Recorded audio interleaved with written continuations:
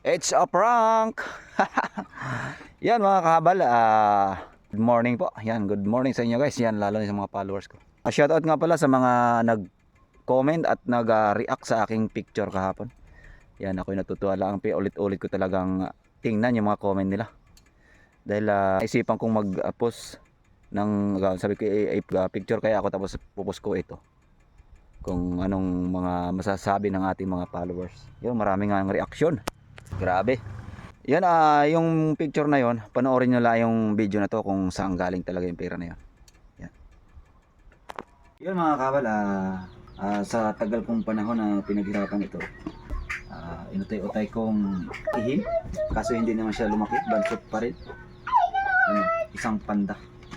Yan, bininta ko lahat ng mga baboy ko at ang mahal ng feeds, kaya inalagaan ko isang panda na lang.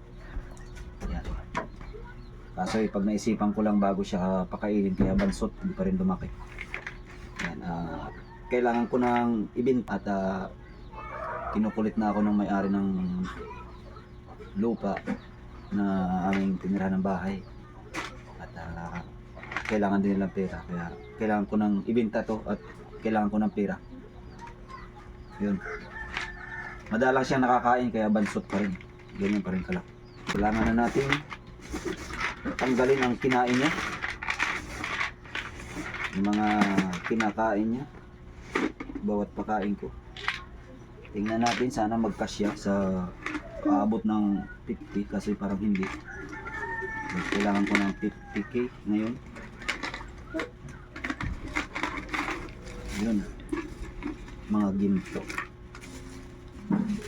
May napahalo. May napahalo dito. Maliit pa rin, kulang pa rin to. Yun, pinag-ipunan ko ito at may gastusan sana ako nito, kasi kailangan ngayon kalakihin pa ulit. Ayusin lang muna natin isa-isa, isa-isahin natin. Mahigit isang taong kong pinakain, hindi naman lumaki. Mga kinikita ko sa pag-isda, pagtinda, yun, nagpulo ako ng padalang-dalang, tig-isa, kaya naiipon. Yun mga kabal, ganito man lang kakapal ang sinasahod ko kay Mika. Mamimigay sa akin kasi ito hindi ito sahod ha. Ito'y katas ng pinaghirapan ko, pinagpaguran. Hindi naman talaga ako araw-araw naghahulog doon. Naisipan lang isang bisis ng linggo. Ito na, sa loob ng mahigit isang taon. Bilangin natin. 8, 9, 10, 24 mga kakal. Kulang pa rin. Sama na natin to.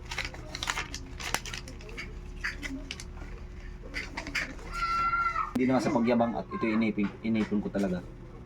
At may kailangan sana akong gastusan nito, kasi kailangan ko na ngayon nang wala sa tamang panahon. Idadaw namin sa luti na lupa na kukunin namin.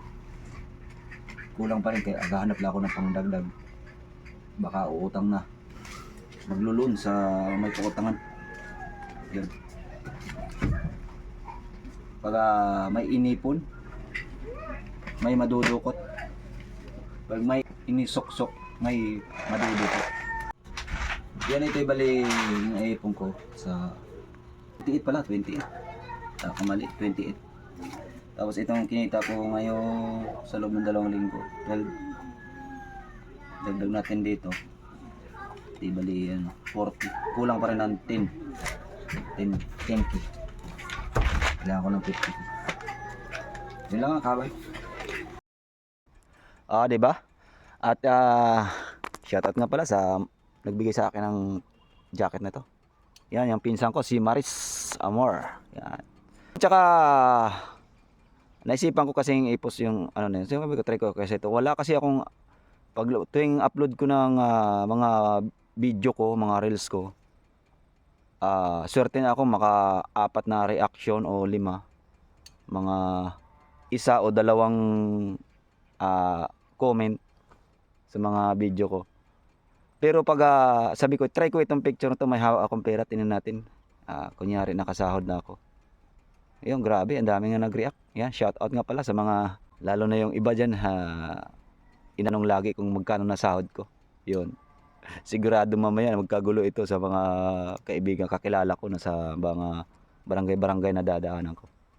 Talaga mahilig lang ako mag-ipon, mag-alkansya. At may kailangan akong gastusin sana doon. Kasi wala sa tamang panahon na kailangan ng buksan. Yan. Mas maganda talaga yung may maitabi para pagdating ng emergency, meron kang makukuha, madudukot.